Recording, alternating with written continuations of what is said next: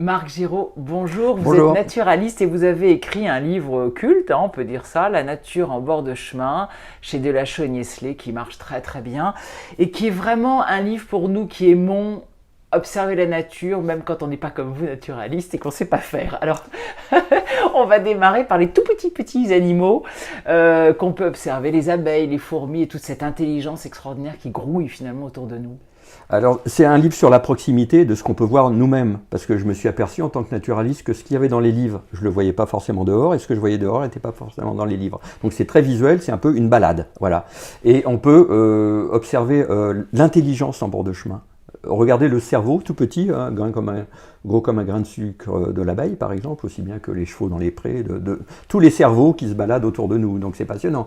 Et les abeilles ont une intelligence collective, alors c'est plutôt l'intelligence de la nature que forcément une réflexion personnelle de chacune, mais elles font des choses absolument prodigieuses. On sait maintenant, depuis Karl von Frisch, qu'elles donnent des indications très précises en dansant. Aller danser pour, tout en suivant l'orientation du soleil qui bouge, aller danser pour décrire le parfum d'une fleur, sa couleur, etc. À vos copines, c'est pas évident. Donc les abeilles, pour elles, zéro souci, elles le font tous les jours. Alors, il y a des animaux qui vous passionnent et qui sont moins sexy, si je puis dire. Ce qu'on appelle très joliment les mouches à merde, par exemple, et qui sont passionnantes. Oui, ah bah oui, les scatophages du fumier. Hein. Il y a un fou dans mon genre. C'est plus joli déjà de le dire comme ça. Ouais, voilà. Mais en fait, c'est le nom commun, donc on voit bien ce que c'est. Les mouches un peu jaunes hein, qu'on voit dès le printemps sur les crottins, sur les bouses. Et moi, je passe des heures à regarder ça. Et il y a un fou dans mon genre qui s'appelle Parker.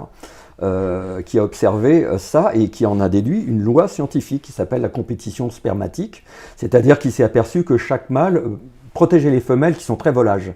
Et en fait, le but, entre guillemets, de chaque mâle, c'est de transmettre ses gènes, d'être père.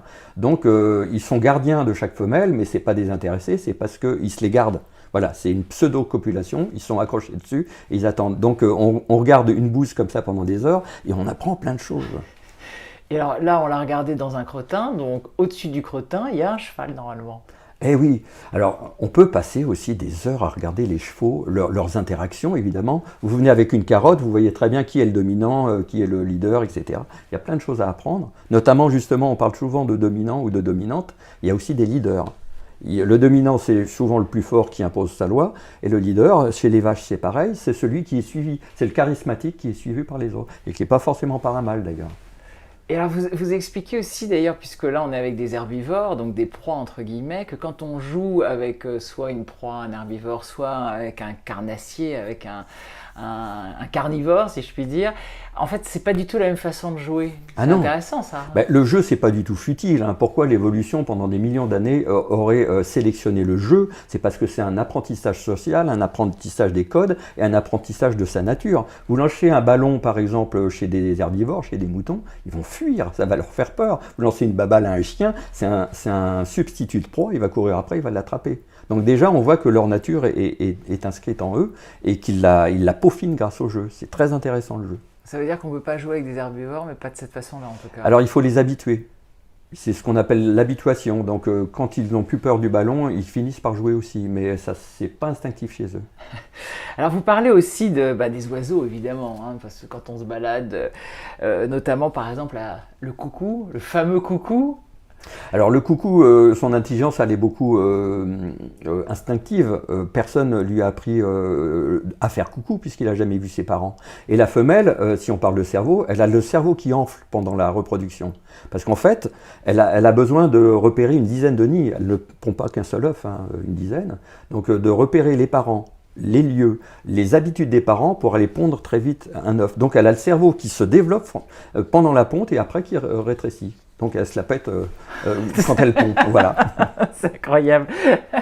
En fait, finalement, vous nous parlez de l'intelligence que l'on peut voir, mais ça demande aussi de l'intelligence de notre part, nous, en tant qu'observateurs. Il faut faire comment? Il faut rester statique pendant longtemps pour les voir. C'est pas évident, en fait, surtout à notre époque où on est toujours à courir. C'est pas évident de savoir observer. C'est vrai. C'est vrai, et ça prend la patience et surtout l'altérité. Il faut vraiment se mettre dans le monde de l'autre. Et on a beaucoup de mal à ne pas faire d'anthropomorphisme bête parce que moi j'ai rien contre, mais des fois c'est bête. On trouve que le dauphin est gentil parce qu'il a un sourire, mais le crocodile aussi il a un sourire. Donc il ne faut pas projeter ses idées, dire qu'une araignée est méchante ou des choses comme ça. Voilà, il faut vraiment regarder l'animal pour ce qu'il est. C'est des progrès qu'on est en train de faire, et les scientifiques aussi. Et là, notre intelligence à nous, c'est clair du monde animal, parce que quand on dit que les animaux sont idiots, c'est souvent l'observateur qui est bête, hein. C'est pas forcément l'animal. Merci.